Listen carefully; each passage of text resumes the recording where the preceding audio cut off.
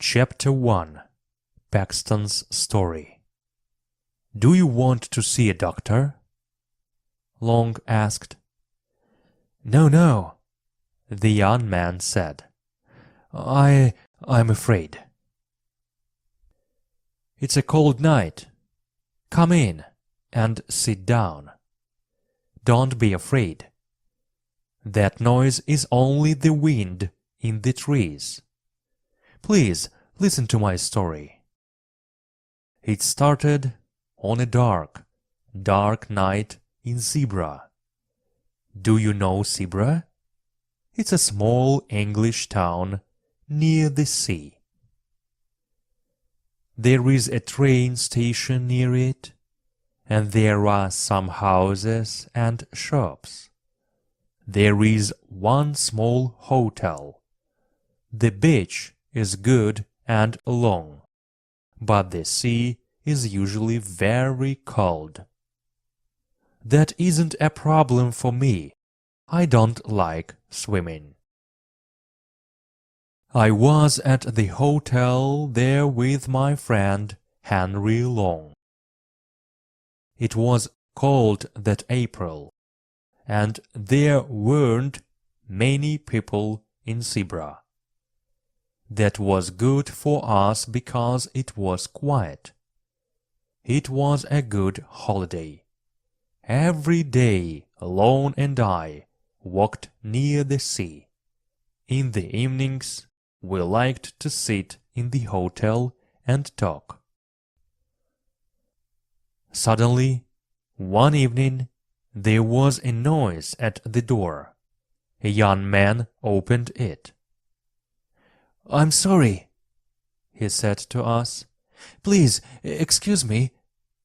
"That's okay," I said. "Come in," Lon said. The young man came into the light.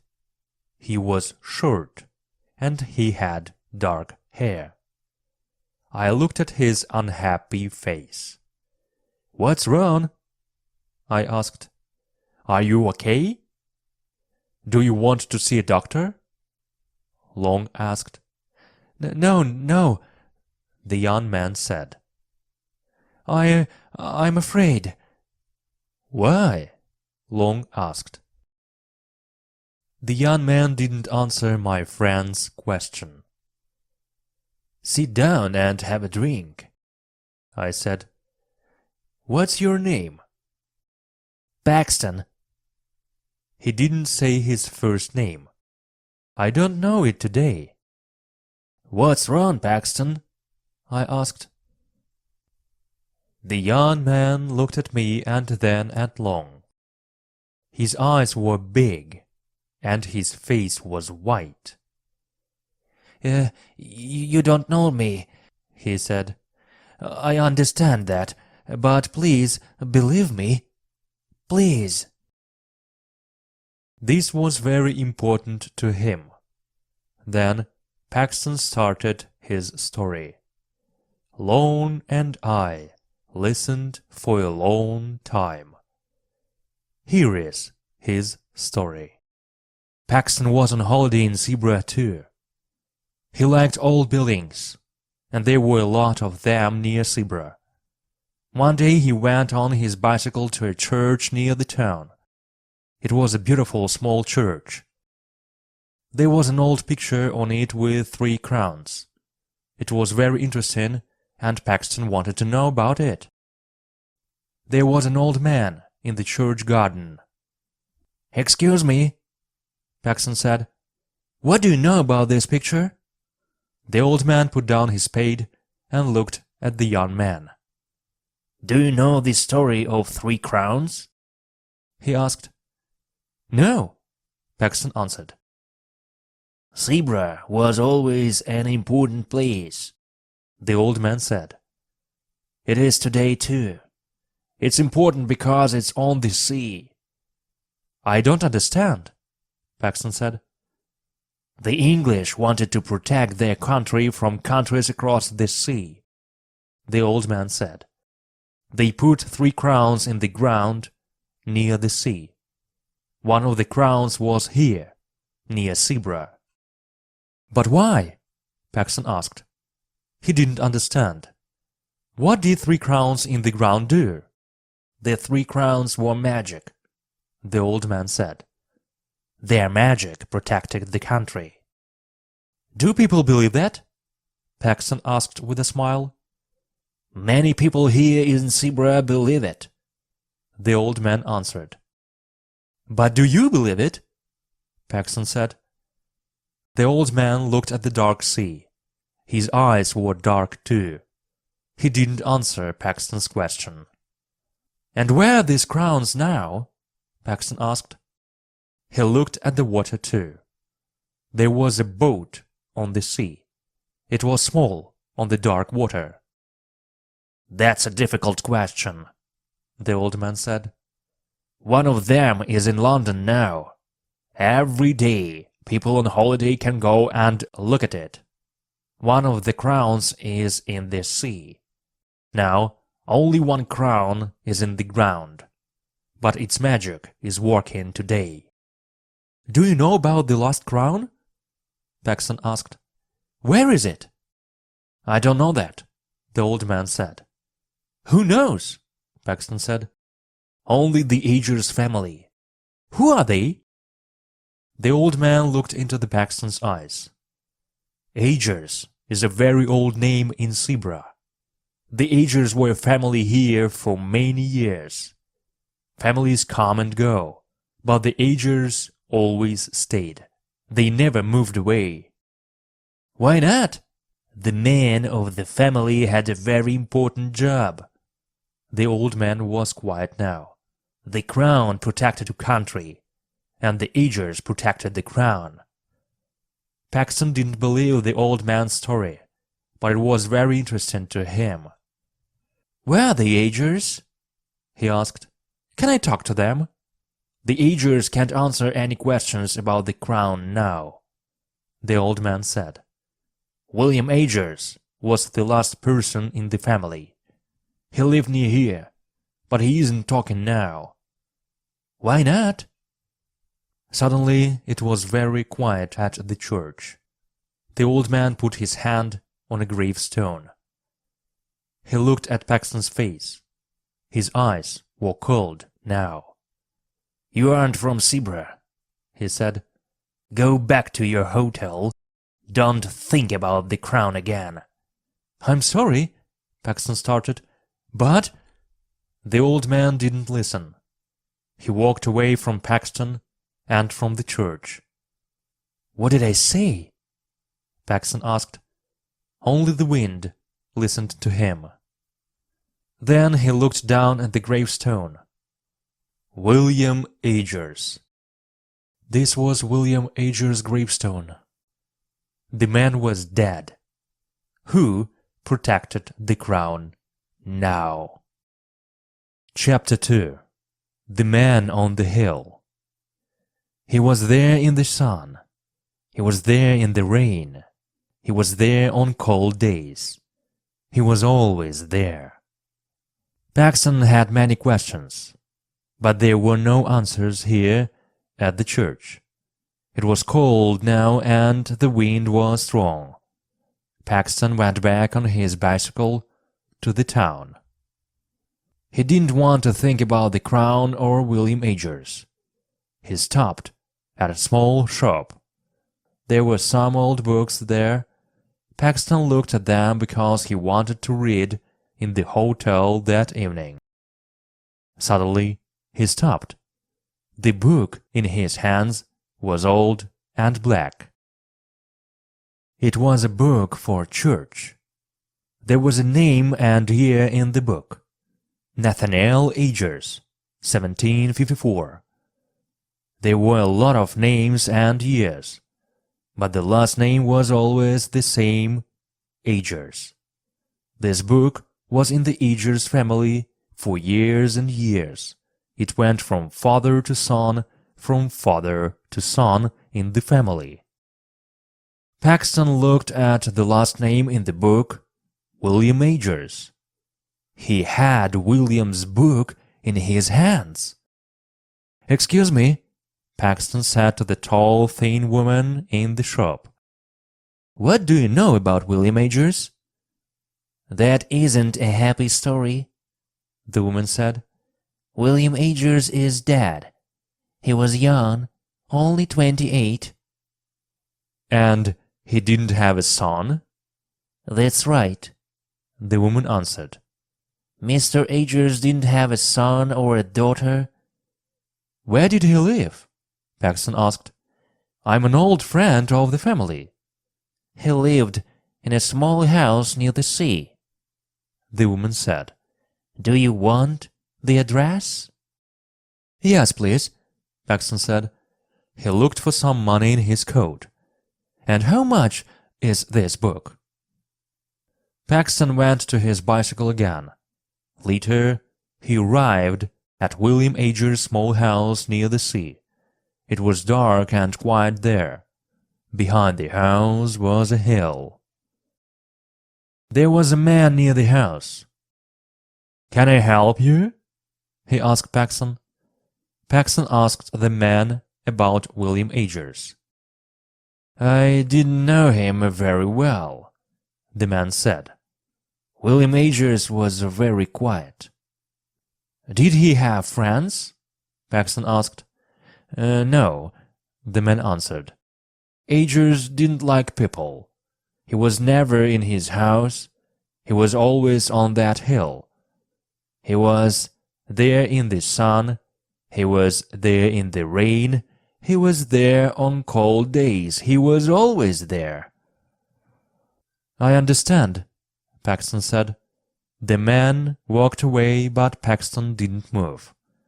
He looked at the small hill and smiled slowly. Was the last crown there? It was late now. The room was dark. Long and I looked at Paxton's white face. "And?" Long said. "Was it? Was the crown there?" "Yes, it was," Paxton answered. "But it isn't there now." "Where is it?" I asked. "It's in my room." I didn't believe him. "The crown is here? In this hotel?" I said. Can we see it?" Lon asked. Paxton didn't answer. We all listened to the wind. Then he said, "Yes." Chapter 3. The Shadow in the Night. There was a person near the door to our room.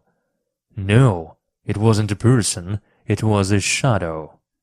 Paxton closed the door to his room quickly. Then he put a black bag on the table. "Is it in there?" I asked. Paxton didn't answer. Slowly he opened the bag. In his hand was a black book. It was very old. Paxton opened it for us. "Can you see the names?" he said. Long looked at the names in the book. "William Agers," he said, but I didn't look at it. No, I looked at the crown in our new friend's hands. It was very old, but it was beautiful. I had a lot of questions. How old was the crown? Was it light or heavy? I moved my hand to the crown, but Paxton shouted, "No!"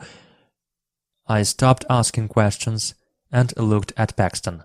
"I'm sorry," he said to me, "but you don't understand my problem. I want to put the crown back in the ground." I didn't believe him.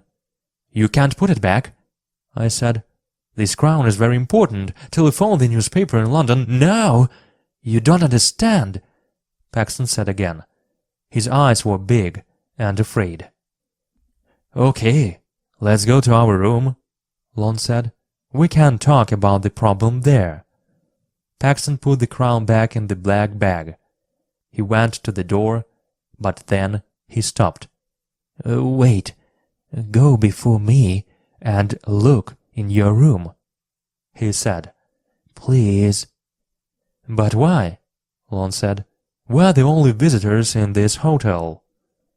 But then we remembered the crown in Paxton's black bag. I opened the door and we looked left and right. There was a person near the door to our room. No, it wasn't a person. It was a shadow. It moved quickly. "Who was that?" Long asked. "We were in our room now." "I don't know," I answered. "A hotel worker?" "No, it wasn't a hotel worker," Paxton said. He finished his story for us. Paxton went back to the hotel from William Ager's house that afternoon. In his room he looked at the Ager's book for a long time. Then he closed the book and went down for some food. Later he went back to the room. The book was open, at William Ager's name. Paxton was afraid, but that didn't stop him. He went to the hill again with his spade. It was dark now, but he didn't stop working. Suddenly there was a noise. Was it the wind? Paxton looked behind him. Was there a man in the trees? A dark shadow? No, of course not. Paxton started to work again. The spade was heavy now and it was a difficult job. He wanted to sleep, but he wanted to find the crown too. And then it was there, the crown. Paxton smiled. He put his hand on it.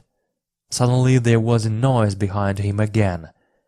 It wasn't the wind, and it wasn't an animal. It was the noise of a man, an angry man. Paxton looked behind him. Again, no man was there. But wait, did a shadow move? Paxton didn't know, but he was suddenly very afraid. He quickly put the crown in his bag and started to go back to the hotel. But now the shadow was with him. It was always behind him. Paxton looked back and the shadow always moved quickly away. But then it came back. Sometimes it was near him, and sometimes it was far away. Paxton was very afraid.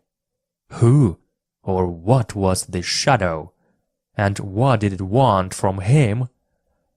Chapter 4. A cold, dark night. I wanted to be far away from this cold, dark place. I wanted to be at home. Paxton stopped. "That's my story," he said. "Do you believe me?" I didn't believe it, but I didn't say that to Paxton. "You believe it?" I answered. "And that's the important thing." But then I remembered the shadow near the door to our hotel room. "What can I do now?" Paxton asked. I looked at Long, then at Paxton. "Okay," I said. "We're going to help you. We're going to come with you and put the crown back in its place under the ground. Let's go." Paxton smiled, but it wasn't a very happy smile. Thank you, he said. He went to his room. I looked at the window. It was a dark night. Lorne and I put on our coats and went to the hotel door. Paxton was there in front of the hotel. He had the black bag and the spade in his hands. It was cold, and we walked quickly.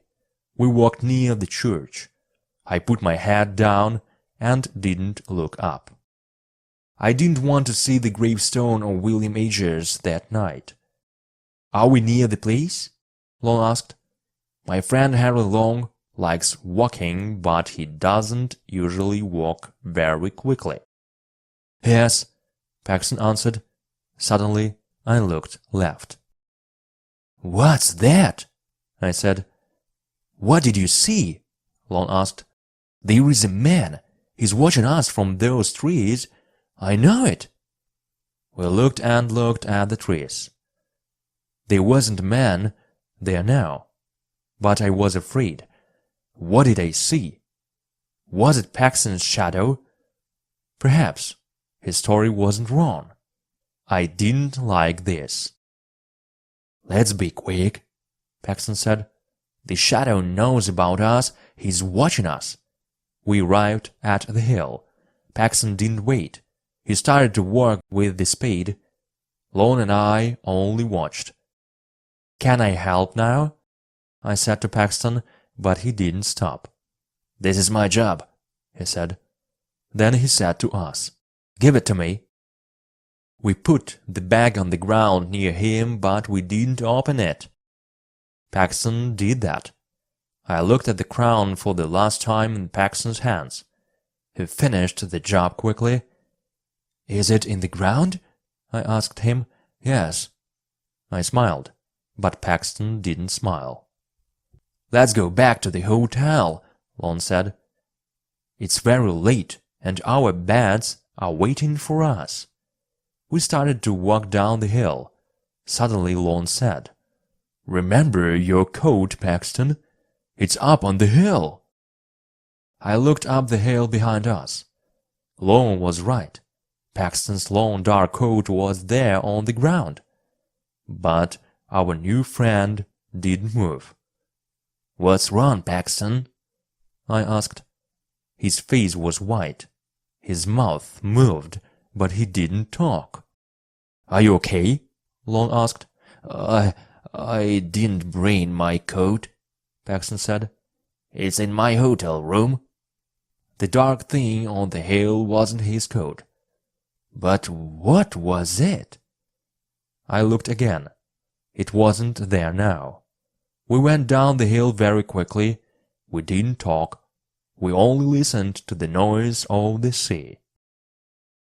Sometimes I looked behind us. Was that a shadow behind the trees?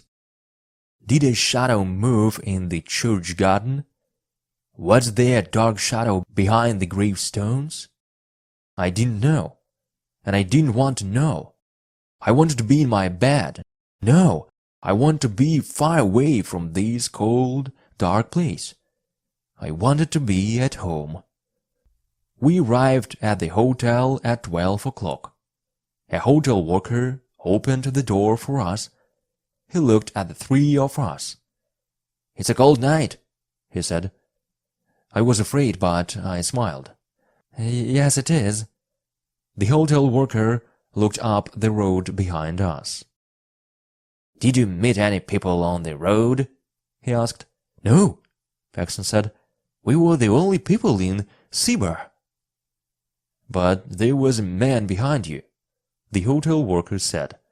Paxton looked back into the night with the big eyes. The shadow wasn't there now. The three of us went to our room. Paxton went to the window.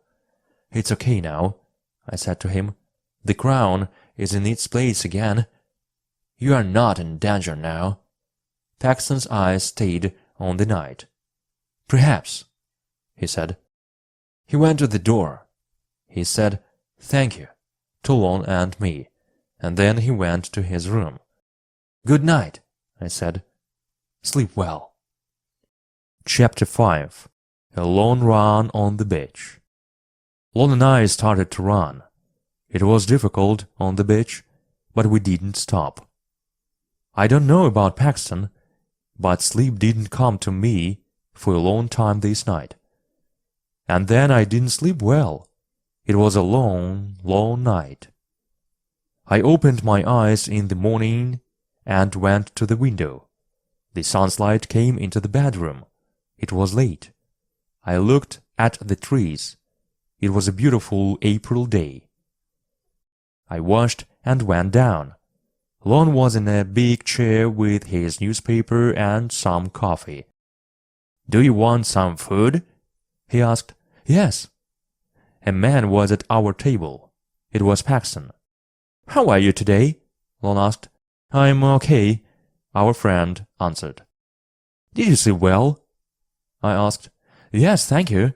I didn't see the—" He stopped. "There wasn't a problem all night." "Good," I smiled. "Lon and I are going for a walk this morning. Please come with us." "No, thank you," Paxton answered. "I want to stay in the hotel this morning. I'm going to write some letters." "This afternoon?" Lon said. "Yes." Thank you. Good. Good. Let's meet at 3 o'clock, Lon said. Come to our room. We said goodbye to him. Lon and I had a good morning. Then we had some food and a coffee in a town near Sibir. I like this, Lon said. We can have a good holiday again. It's 2:30, I said.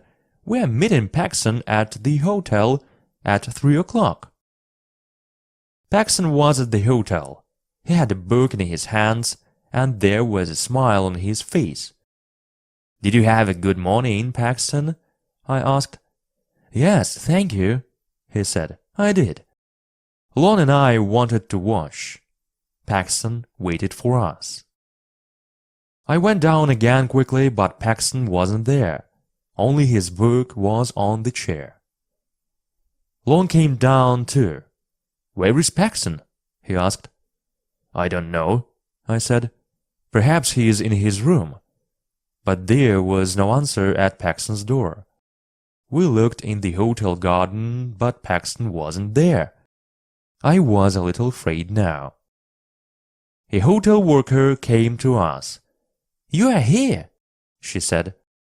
Yes, I answered. Why did you say that? Mr. Paxton isn't here, she said. He wanted to see you and Mr. Long. You were in front of the hotel. You shouted to him. He said, We didn't shout to him. We were in our room. We didn't shout to Paxton. Who did? I was very afraid now. Paxton, I said. He's in danger. In front of the hotel we looked for our friend. I can't see him, I shouted. The hotel worker was at the door behind us. He went to the beach, she said. He wanted to see you and Mr. Long. Thank you. Lon and I started to run. It was difficult on the beach, but we didn't stop. There, I can see him, Lon said. There was a person on the beach, but he was far away. We shouted again and again, Paxton! Come back, Paxton! We are here! But there was a lot of noise from the wind and the sea. Paxton didn't hear us. What? What's he doing? I don't know. I can't see from here. Look at this, Long! I shouted. There were footprints on the beach from Paxton's shoes. And look at this. This was a footprint too, but it wasn't Paxton's. But what's wrong with it? Lon asked. This person didn't have shoes, I said. Was it a person? Lon said. Perhaps it was an animal. The footprint was very thin. I didn't answer. A name came into my head. William Agers. But William Agers was dead. Quick! I shouted. We started to run again. Where was Paxton now? Chapter 6. The Dead Man by the Sea. I don't remember my time at the police station very well. Only questions, questions, questions. We arrived at an old building on the beach. Lon and I started to go up it. Where is he? I asked Lon. Lon opened his mouth, but he didn't answer. There wasn't time. Suddenly there was a noise. It was a person, a shout. But where did it come from? Who's that? I shouted. We looked down. No! I shouted. There was a man on the ground. It was our friend Paxton. He didn't move. His dead eyes looked up at us. I looked at the dark sea. Paxton was right, I said. He did it. Who? Long asked. I don't understand. Agers protected the crown. He was dead, but he protected the crown. But how? Lon said. I had an answer, but I didn't want to say it. It was magic. Paxton wanted to find us. He went to the old building. He started to run. Suddenly, the shadow was there. But now it wasn't only a shadow. It was William Agers, and he was angry. Paxton looked into those cold, dead eyes. And now, Paxton was dead, too. "What now?" I asked. "There is a police station in town," Lon said. We walked back on the beach. The footprints weren't there now. They were under the cold waters of the sea. I don't remember my time at the police station very well. Only questions, questions, questions. Why were you on the beach? Who was there? How did you know, Paxton? What did you see? Lon and I answered all of them. Yes, there was a man on the beach with Paxton. No, we didn't know him. He was very far away. Lon and I had the same story, and the police believed us. But we didn't talk to them about the crown or about William Agers. Lon and I went away from Sibir. That was my last visit there. I'm never going to go to Sibir again. And that's my story. You don't believe me? That's okay, I understand. Before this, I didn't believe stories about magic and dead people. But listen to this, please. Don't go to the small town of Sibir. The little church near the sea is beautiful, but don't go near it. Don't walk up the hill near the sea, and don't look for the lost crown. Why? Because a person in Sibir is watching and waiting. He's dead, but that doesn't stop him. He has a job. The crown protects England, and he protects the crown. He's always going to protect the crown. And me, I'm at home again.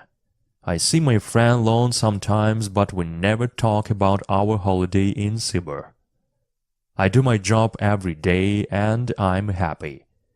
But at night, I don't sleep very well. In my bedroom, in the dark, I close my eyes and listen to the wind. I see a cold, dark sea, and under a hill, the lost crown sits and waits. Итак, дорогие друзья, наша история о Короне подошла к концу. Достаточно интересный детектив. Если вы со мной согласны, то прошу поставьте лайк этому видео. И повторю, подпишитесь на канал, если вы этого еще не сделали.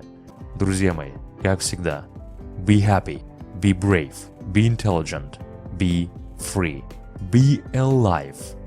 See you soon, see you tomorrow, see you next time.